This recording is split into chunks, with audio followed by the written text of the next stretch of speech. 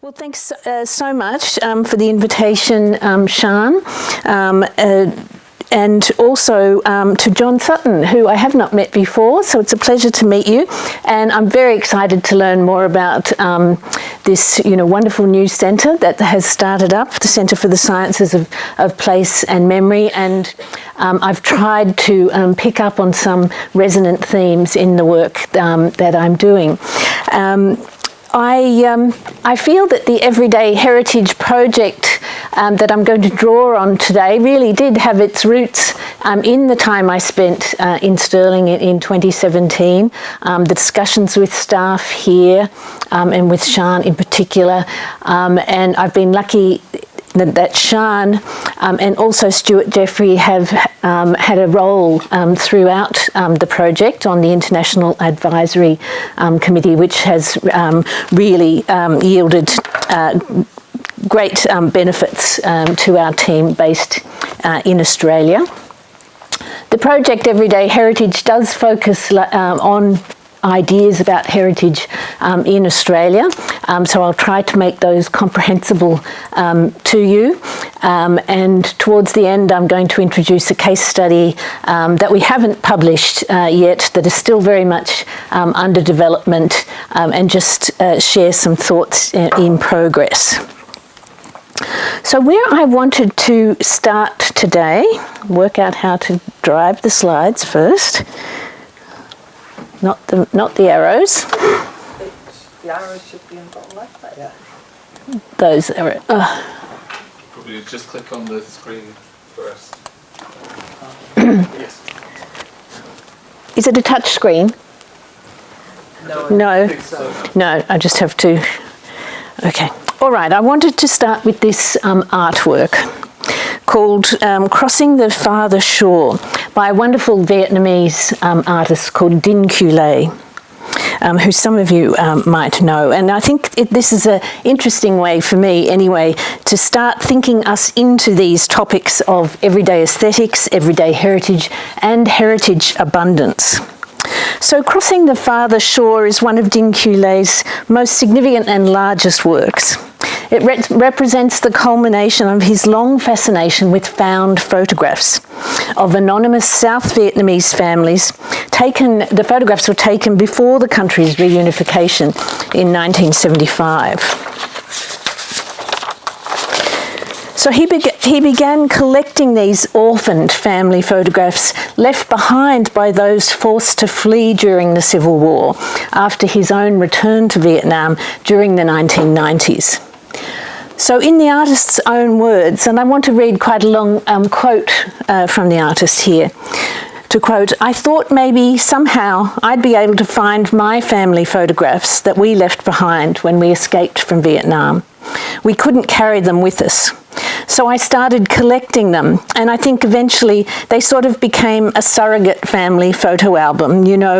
Many of these families didn't survive the war. Or maybe their family, like my family, escaped Vietnam and they couldn't carry these photographs with them.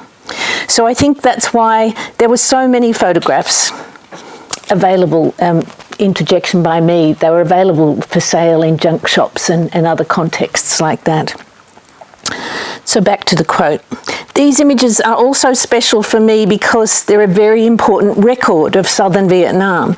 After the Vietnam War ended in 1975, when the Northern Communist government took over the South, they systematically tried to erase the history of the South. For me, it's also about small voices that people sort of disregard. I kind of want to give voices to all these people in a way." So Crossing the Farther Shore takes its form from the artist's memory of living under mosquito nets, as you would have seen from the previous slide, in makeshift accommodation in a refugee camp. Alongside this evocation of ephemerality and displacement, the artist articulates a very concrete social purpose for this art making as a form of preservation, or turning into heritage these vulnerable visual records of everyday life from a contentious past. As the artist explains again, I'm trying to protect this documentation because I don't want them to fall into disuse and disappear. Once it's an artwork, hopefully it will be taken care of in the future. So by showing both the front and the back of the photographs and the handwritten inscriptions on their reverse, the installation recognises the photographs as not only images, but also objects of personal heritage. Weaving together these image objects in mosquito net tents that represent displacement and loss of place become a memory of belonging, a memory of place and of nation, and of ordinary people impacted by national and international political conflicts. So this work therefore introduces some of the key themes that I've been exploring in our Everyday Heritage project, and I'll move on to those shortly, and that I want to focus on for the talk this afternoon, as well as the aspects of the aesthetics of place and memory that bind these concerns together. The installation interweaves intensely personal histories with contentious official national histories, exploring the tensions and elisions between these two modes. It also highlights the role of photography and of the archive, both official and unofficial, in memory and history making, and the crucial and central role of aesthetics in transforming the ordinary and the personal into shared affective experiences of place and memory.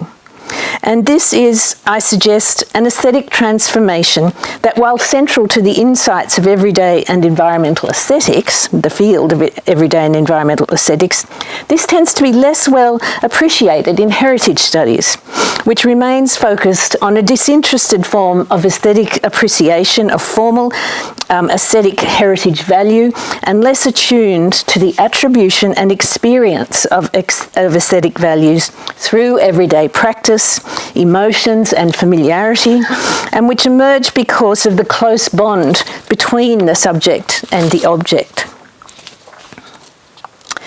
So my argument today is that aesthetic significance is a much studied category of heritage value, and it's usually defined in terms of the appreciation of the formal visual qualities or beauty of exceptional and rare places and things. The term everyday heritage is also frequently encountered in recent heritage studies literature, but with a really wide range of meanings, and these can include the material traces and places of everyday life, homes, markets, parks, workplaces, gardens, as well as the practices and activities that shape these places, particularly as they relate to concepts of belonging and identity. It's also been used as a means to replicate everyday lived experience, or the use of what we can think of as officially recognised heritage places, that is, the everyday life of an official heritage place that's different perhaps from its official heritage values. And this is how heritage sites and historical infrastructure make places that then go on to have an everyday function, and to which attachments are remade through familiarity and daily use. Forms of everyday social and cultural participation are yet another definition, including, for instance, the practices of family history, of genealogy, of historic photograph sharing, and online community participation.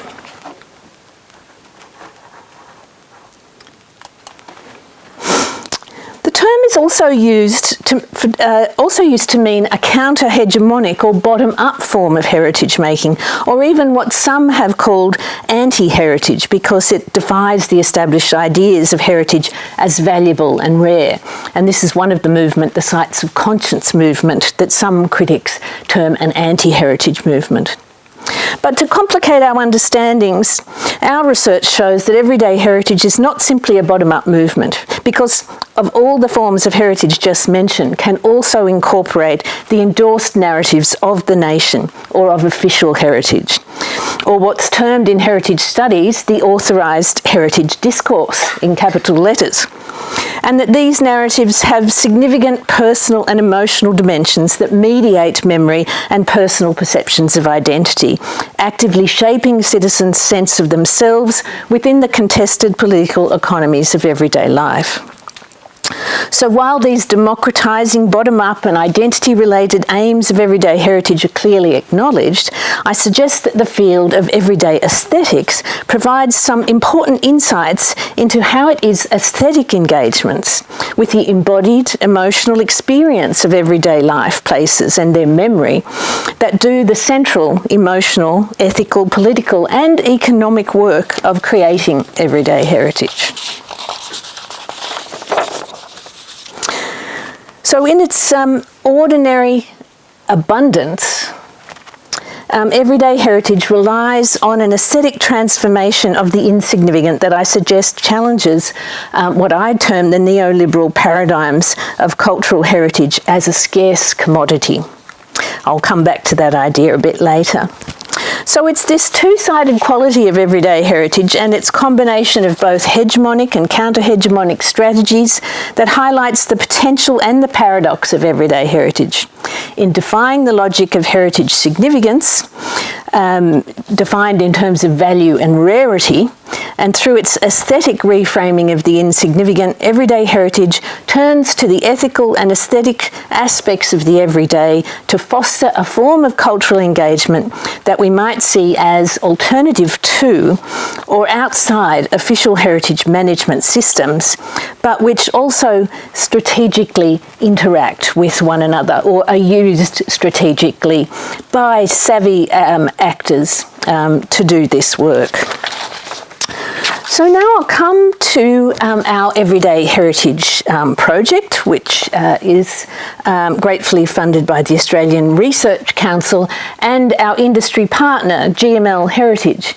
So this is very much a practice-based project that has practical outcomes, even though I'm focusing more on the theoretical aspects today.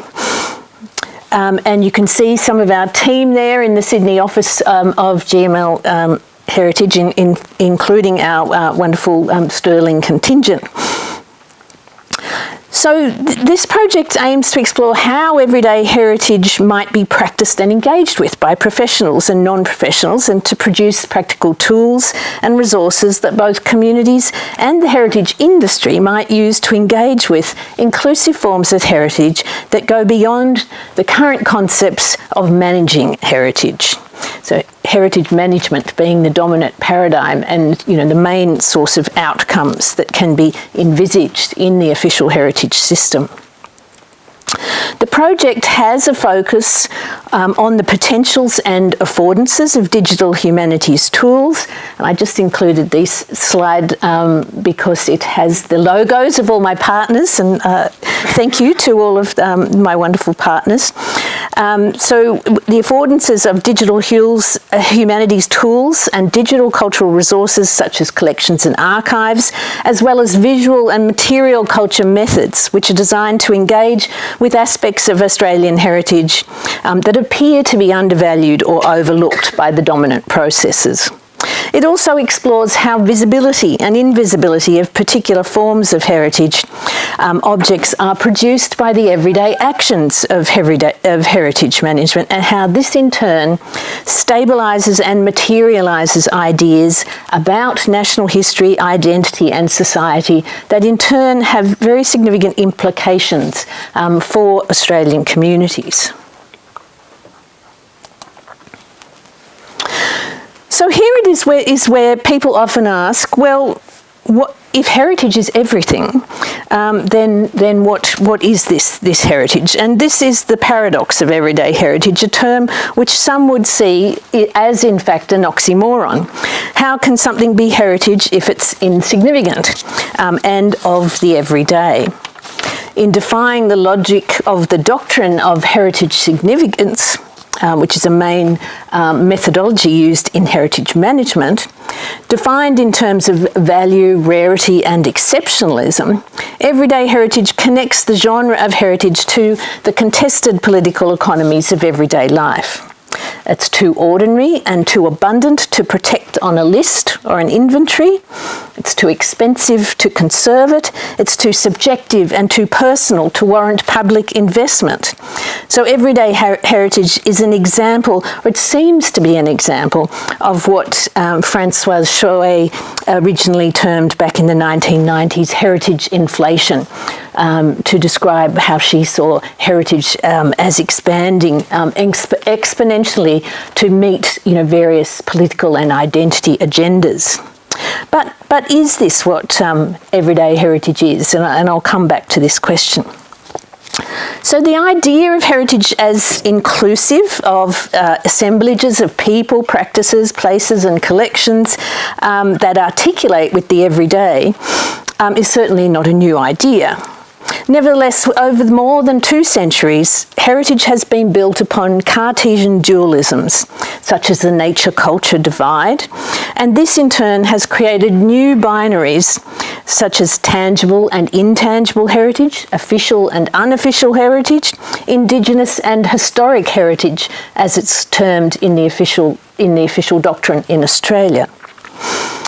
And in this way, heritage is required to be authentic rather than replicas, outstanding rather than quotidian, and significant rather than insignificant.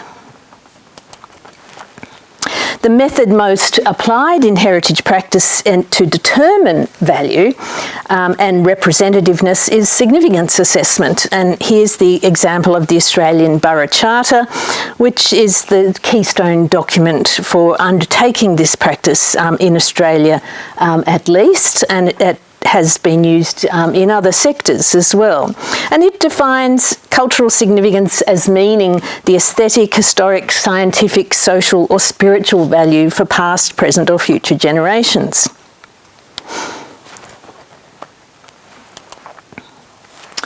So in practice, this methodology, the Borough Charter methodology, can be very reflexively and ethically applied to help communities and professionals work together to achieve shared aspirations.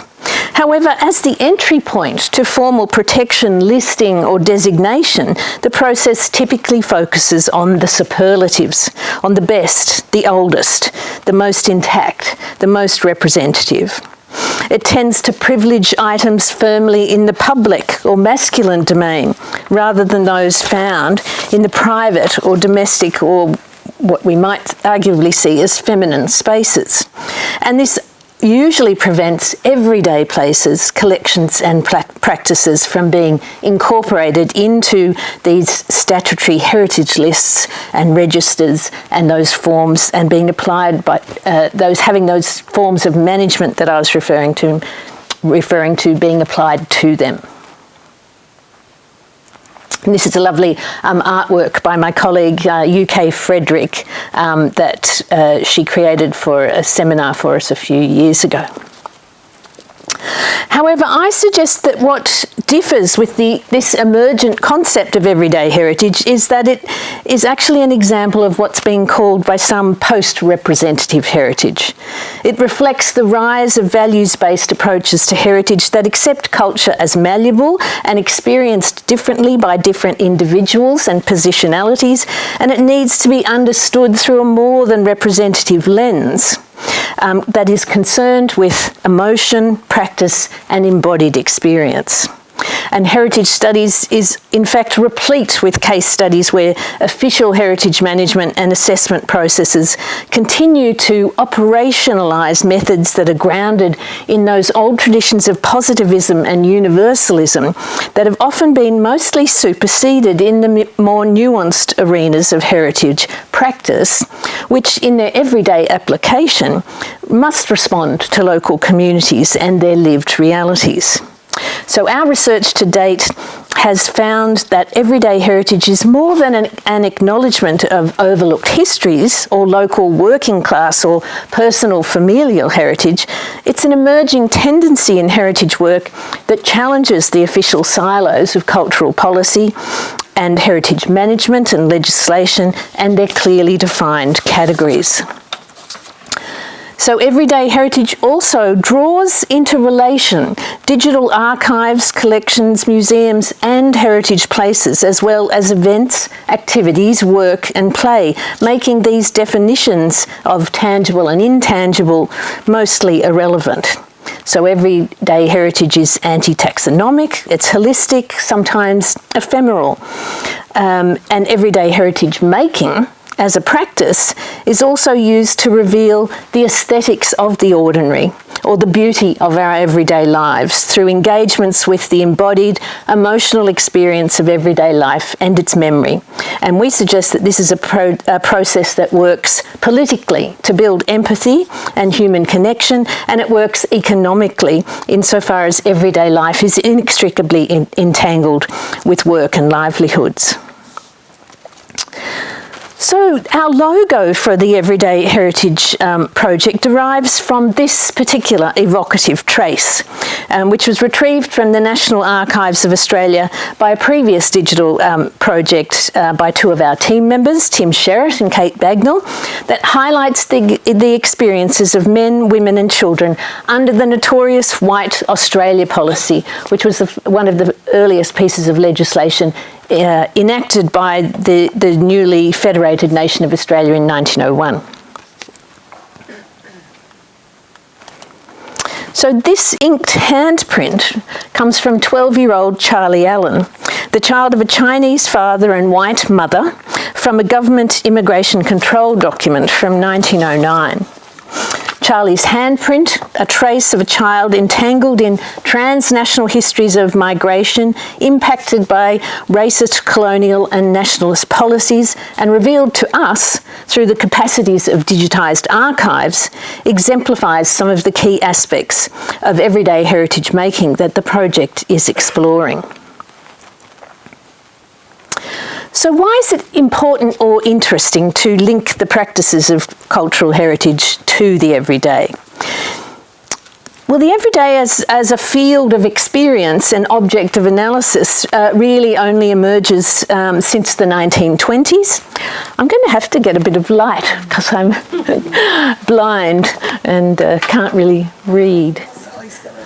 I don't like to impact the slides, but so just a little bit should do, if that's possible.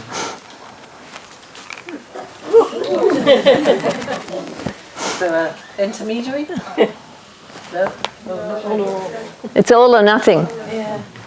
Oh, well, That's a shame, but we can still see. can you see the slides okay? Okay, all right. Well, now you can see me too. Oh dear, oh dear. Yes, so I'm moving now to this idea of where did the idea of everyday and the study of everyday life come from. And we can contribute the emergence of this in the 20th century to a broad range of factors, including the emergence of the notion of the public and the democratisation of political and cultural life, the proliferation of new forms of social disciplines and their objects of study, and the associated technologies such as photography and film, which I see as completely crucial to this movement. And also to new social movements such as feminism, black rights and gay liberation. The sociologist Les Black makes two suggestions about why studying everyday life matters. First, it can produce a re-enchantment of the ordinary that is transformative for people both within and without particular social worlds. And second, he suggests, it offers the chance to link the smallest story to the largest social transformation, just as that imprint of Charlie Allen's hands does that. It has that impact for us. So this promise of re-enchantment of the ordinary and the contextualisation of everyday human experience within the broad sweep of global transformations is, I think, quite seductive for heritage researchers and practitioners, as it links to a number of key tensions in our field. And these include the marketisation of cultural value and the much discussed tendency of our field towards the hegemonic reinforcement of social inequalities and power relations, you know, which is the stuff of much heritage studies critique.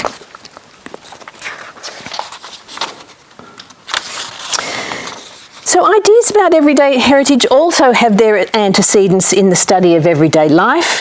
The Marxist philosopher Henri Lefebvre is recognised as a founding figure on this topic for his critique of everyday life, first published in 1947. And Lefebvre's ideas remain very influential in critical theory, and particularly with scholars in English-speaking fields of geography, urban studies, planning and architecture. And he takes as his starting point the trivial details of quotidian experience. And Lefebvre argues that, in fact, everyday life has become an inauthentic experience colonised by capitalism. So this a very negative association. And yet, Lefebvre also seems to be optimistic about the qualities of everyday life. And he claims that it is within everyday life that we find the only possible source of resistance and political change. And Lefebvre's most well-known idea, of course, is the right to the city, arguing that urban space is not just a place where political struggles play out, but it's also the object of political struggle itself. So this statement introduces this much discussed paradox in the work of Lefebvre and other Marxist thinkers such as Walter Benjamin and Agnes Heller, who seek to reveal and critique the ideological control of everyday life, but at the same time they continue to see in its shape and in its terrain, to quote Gardner, the fleeting and spontaneous joys and pleasures of private, intimate life and the blueprint of utopia, or of a more humane society. So on the other hand, Michel de Certeau's invention of the everyday characterised the routine practices of everyday life as a source of revolt and subversion, where ordinary people daily enact creative tactics, as he calls them, to overcome the repressive aspects of modern society. So this everyday utopianism, as it's being called, provides another important nexus between the practices of heritage and the Marxist concern with everyday life, as Western heritage conservation also has very deep roots in utopian thinking, I would argue, and conceptions of building a society that seamlessly perpetuates the good and the beautiful from the past into the future. The key insight, Gardner argues, of these Marxist thinkers is the need to overcome this dichotomy between the everyday and the utopian by using what Gardner calls utopian moments, which he defines as art, philosophy and love. That can function to defamiliarise reified and particularistic social actions and attitudes. And here I quite like this equation of art, philosophy and love, and I've just tried to link in some of the terms and approaches that we use in our work to match up to Gardner's equation. So a really well-rehearsed debate in the field of everyday aesthetics is around two opposed approaches to the aesthetic experience of the everyday. The first involving a process of what some call estrangement, distancing or detachment, the need to make the familiar strange in order to appreciate its qualities. And the second, which maintains that the ordinary can in fact be appreciated as ordinary through an immersive participatory form of perception, famously argued by Yuriko Saito. So defamiliarisation is described as a range of processes that highlight or manipulate the everyday in a new way, so that what is taken for granted or in the background can be framed as an object or as a process of aestheticisation of the everyday through the adoption of an aesthetic attitude that casts an aura on the object of experience. So these alternative approaches to everyday aesthetics are described as an engagement that does not manipulate the ordinary but entails, and as I mentioned, an active or immersive form of perception, more like in heritage studies in the way that we use anthropological and ethnographic derived methodologies.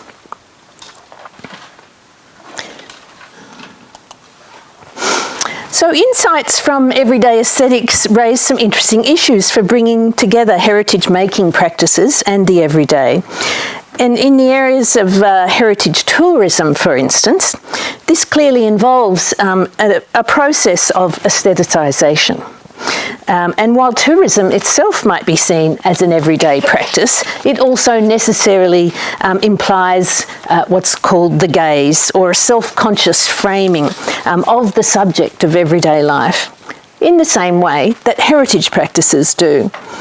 But these practices are too often considered neutral, technical, documenting practices. And this in turn triggers old anxieties about what is authentic and around how the commodification of the everyday might impact the vitality of authentic culture. So heritage practice methods, both professional and non-professional, that is practice, at a community level, in my view, they toggle between these two modalities of estrangement and engagement, as they're termed by the philosophers. For instance, these reframing practices, such as arts practice, creative responses, diverse forms of film and photography, digital data capture and visualizations, stand to one side with a range of immersive, ethnographic and participatory engagement methods such as participant observation, oral histories, co-creation, co-design, and so on. But in heritage studies, I think these two modes, as I said, practitioners toggle between these two modes at will. But they're used to slightly different effect in that they are seen as having the aim of providing a deeper, more comprehensive understanding of cultural meaning, values and beliefs in the anthropological sense.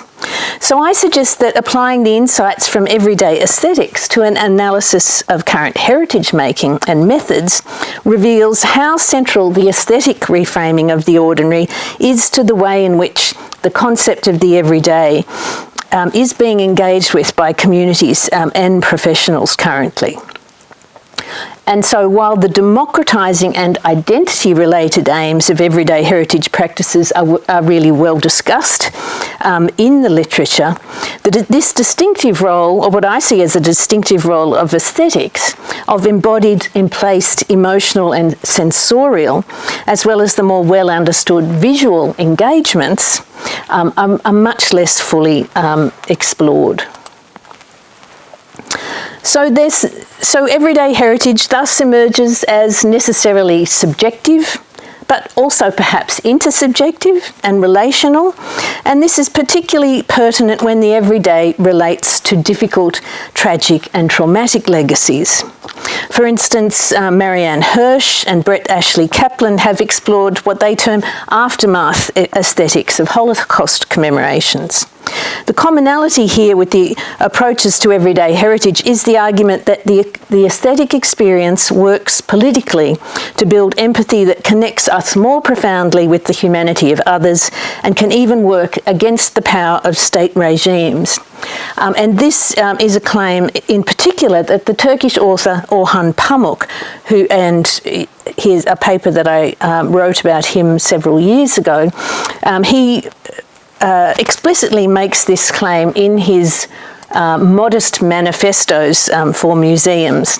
And so, I'm sorry, you probably can't read the text here, but this is Pamuk's manifesto, which he published in 2014 or 15, I think, I can't quite remember the date, as his intervention into this space, which has actually been quite influential.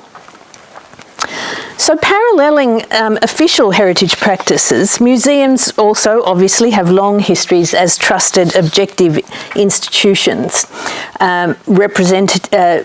responsible for representative exhibitions of human art, culture and society. But Orhan Pamuk's fictional, but also real, Museum of Innocence, which is both a novel and a museum in Istanbul, has been an influential intervention that includes a subversion of the trope of the representative ethnographic folk or social history museum. It does something different. And there are a number of other cognate museums of the everyday that have popped up in the last 10, 15 or so years. And here's some examples of these. The Museum of Ordinary People. Here, the Museum of Everyday Life. And each one of these, I suggest, and there's also the Museum of Broken Relationships, which I really like.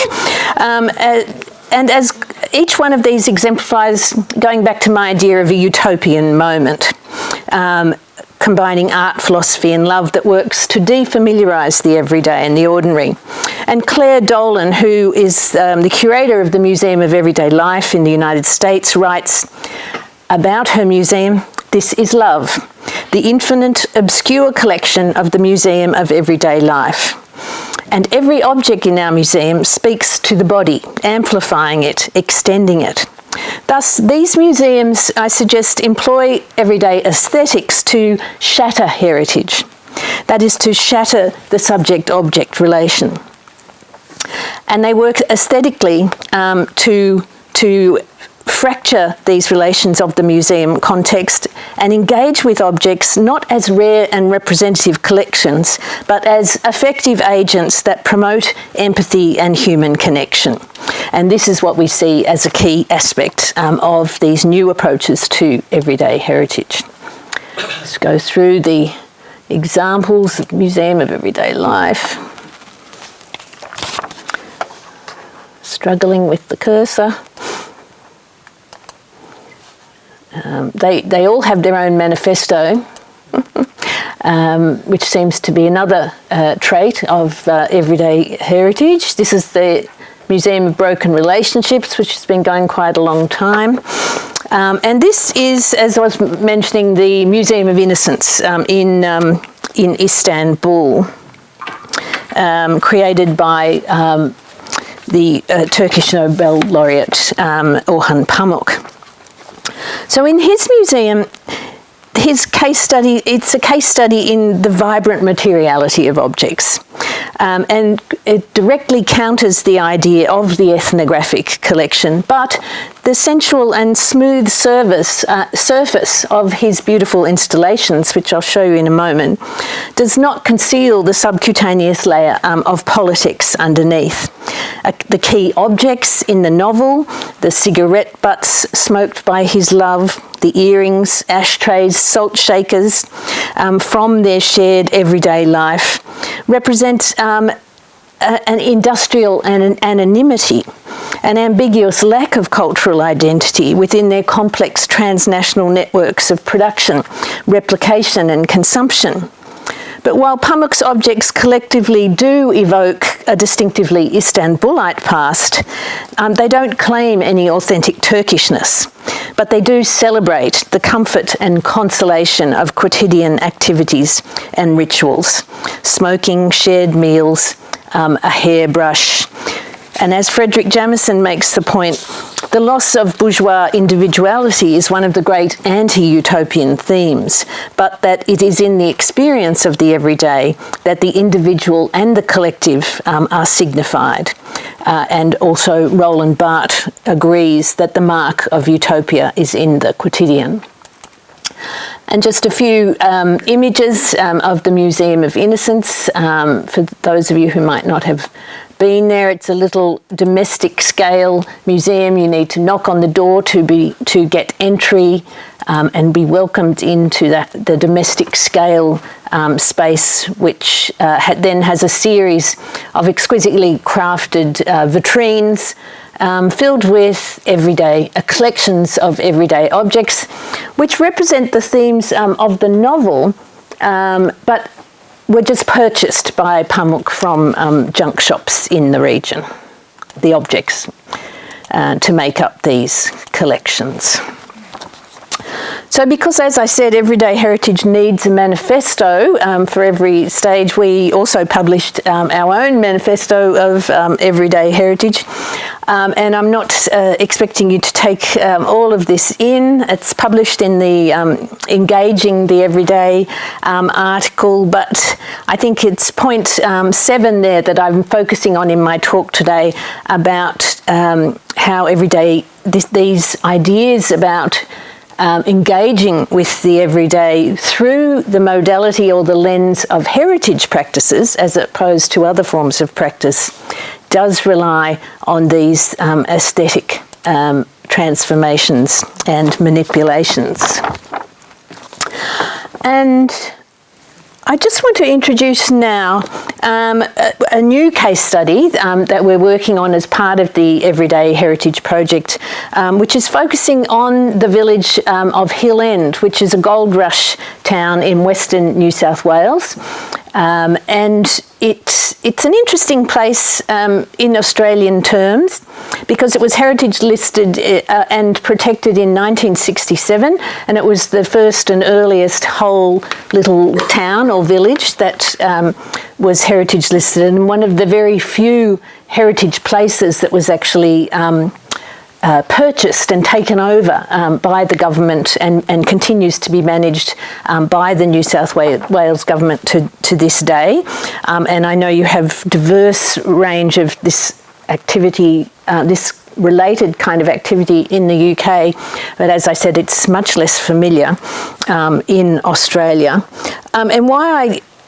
And Hill End is sort of a quintessential, you could use the word iconic heritage place in Australia for those reasons. It provides an aesthetic that is immediately recognisable as, a goldfield Western New South Wales place. And because this has been the subject of everyday heritage making practices by the National Parks Rangers who manage it, who've managed it since 1967, and by the people who continue to live in the town, I wanted to use this as perhaps a slightly counterintuitive example for the Everyday Heritage team to see what heritage practice had wrought in this place over that time, seeing as it is a village. It is people. It has people living there and working there. It is still kind of a place of everyday life, but perhaps not as we know it. So here is what the village looked like. Here's the intrepid research team visiting Murray's Cottage. And Murray's Cottage is a key place in the town because this is where the famous Australian artist Donald Friend lived in Hill End, and he and his merry band of artists, brothers, moved en masse into Hill End after the Second World War in the 1940s. To complicate the story, Donald Friend was a gay man who later moved to Bali and is sort of universally has now been labelled as a pedophile, which of course has coloured the reception of his artistic production. But he's still he's not cancelled in any way because he's very well known. He left an enormous legacy of illustrated diaries, which take up about this much shelf on a bookshelf. They continue to be updated and published. So it's an interesting case. But because he's such a well-known artistic figure and had an artistic coterie around him in the village of Hill End, we can see this myth-making and aestheticisation of what was seen at the village of Hill End in the 1940s, before really modern contemporary ideas of heritage had been formulated in the way in which we articulate them now. And you can see the modes that Friend is engaging with here by his book, Hill Endiana, which is, a myth-making episode, tall tales and true, and the illustration there on the front of the Hill End history. as I said, many other famous and extremely well-known Australian artists moved to Hill End along with Friend. This is by Russell Drysdale, painting a portrait of Friend in front of the church, which is still there. A work by Friend himself. You can see them revelling in the aesthetic of it's not a ghost town, but it's a ruinous town full of colourful characters and gold mining machinery. But then after the artists, a colony was established in the late 1940s, something else quite extraordinary about Hill End happened in the early 1950s, which is that an archive of glass plate negatives from the 1870s was discovered in a garden shed in Sydney. And since that time, they've been taken into the National Library, digitised and made available. And they show the most extraordinary archive of life on the goldfields in the 1970s. They can be linked to recognisable individuals, buildings. They show particularly relations between the Chinese immigrants and the other European immigrants, and they show the impact on the landscape. They show the economic life of the town. Here's the landscape of the yards leading down to the creek, which is an amazing image of Goldfields life, the backyard side. And here's the street front. And everybody came out in front of their house to be photographed. And of course the photographer was entrepreneurial and took these photos so that he could sell them back to the owners. So just exquisite, and there's thousands of these images and portraits. So even after the artists' movement had already transformed the aesthetics of this semi-abandoned goldfield town in the 1940s, this occurs in the 1950s and then moves directly to the early heritage listing of Hill End in 1967, and as I said, one of the earliest heritage listings in Australia. And so that what we've also been looking at and spending quite a bit of time researching then is then, you know, what did national parks set out to manage and achieve? What did they set out to make or do in the village? And what intrigues me a lot at the moment is that the archaeologists, I'm an archaeologist, my lot got involved in the late 70s and early 80s and decided that the most authentic way to manage this place is as an archaeological site. And therefore, this is, you know, it hasn't been managed as a living town, even though most of the heritage documentation call it living heritage. It's actually always been managed as an archaeological site. The vacant lots remain vacant and protected as archaeological sites. There are strict protocols on the way in which the corrugated iron remains rusty. The fences are built in a particular way. The feral goats are a big problem. National Park's not doing its job, but you can see the aesthetic. It's charming and also quite confusing. And I find as I walk through the village myself, I feel myself thinking, oh, you could do a lot with this place, you know, highest and best use we could make. And then I say, no, Tracy, stop thinking in this way. Just try and let the place come together. What actually is it at the moment? And you can see that the Holtman archive really dominates the interpretation. That is the church that Donald Friend was painted in front of in the earlier photograph.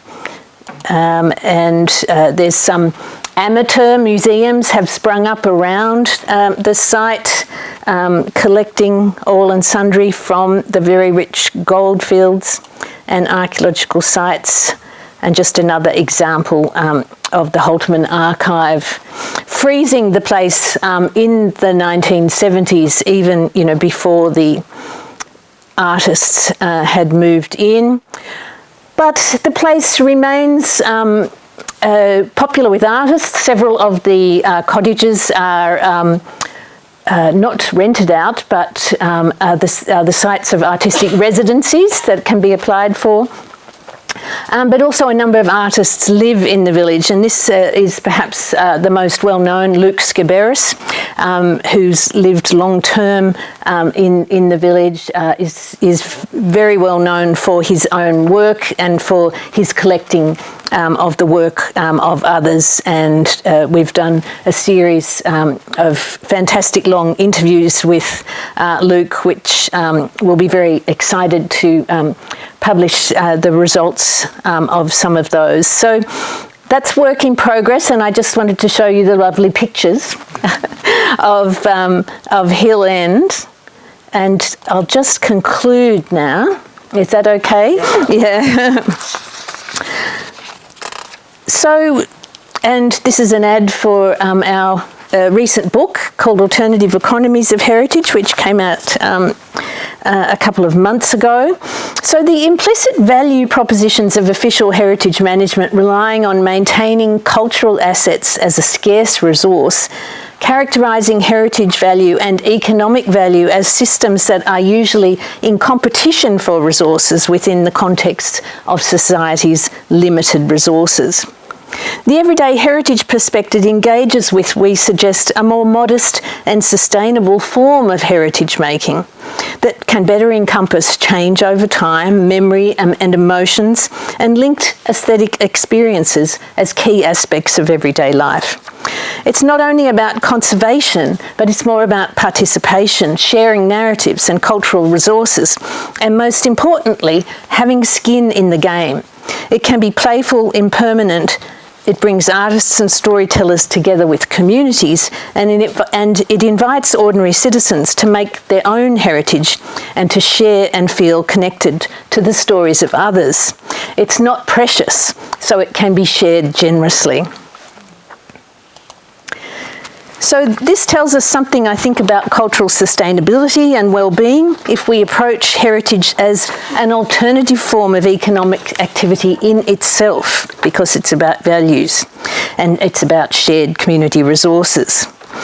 And this frames culture not as a scarce resource, as the UNESCO World Heritage Convention, for instance, would have it, but as rich and abundant in everyday life and as an available resource for grassroots groups, which many are already using to transform their local cultural economies. Applying the insights from everyday aesthetics to an analysis of cultural heritage making and methods reveals how central the aesthetic dimensions of the reframing of the ordinary is to the way in which the concept of everyday heritage is being engaged with by both communities and professionals, and particularly in the rise of these everyday heritage museums. So it's useful to think of everyday heritage as a form of heritage activism focused on social time of communities and families. Is everyday heritage primarily what is used to counter gentrification and the neoliberal gatekeeping of heritage listing systems? Or is everyday heritage more likely to be found in an online community sharing genealogies and stories about home? Perhaps everyday heritage is best seen as inspired by the materiality of quotidian social life, and thus more essentially an aesthetic reframing of the ordinary so that it can be appreciated, cared for and loved. The fact that everyday heritage can be any and all of these things make it such a rich field for further analysis. So finally, to return to Charlie Allen and his handprint, it's tempting to think of 12-year-old Charlie's little hand as something rare and significant and precious, but in fact it's one of 27,000 handprints held in Sydney in the National Archives of Australia. And these are within certificates that enabled non-white persons to return home to Australia after travelling overseas. Like the orphaned family photographs of Din Kyu Lay, today these certificates are sought out by relatives and descendants, and they're valued as family and community heritage and acknowledged as carrying both political critique and emotional engagement. In this example, we see a digitised collection of official government files aesthetically transformed from a state-endorsed archive of discrimination into everyday heritage. Thank you.